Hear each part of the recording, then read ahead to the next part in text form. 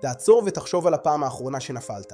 אני מבטיח לך שהיית באחד מארבעה מצבים: רעב, כועס, בודד או עייף.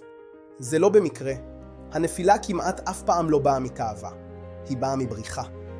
אתה לא באמת רוצה את זה. אתה רק רוצה לברוח מרגש לא נעים. אז במקום להילחם בדחף עצמו, תטפל בשורש. עייף? לך לישון, לא לטלפון. בודד? תתקשר למישהו אמיתי. כועס? צא להתאוורר. רעב? תאכל.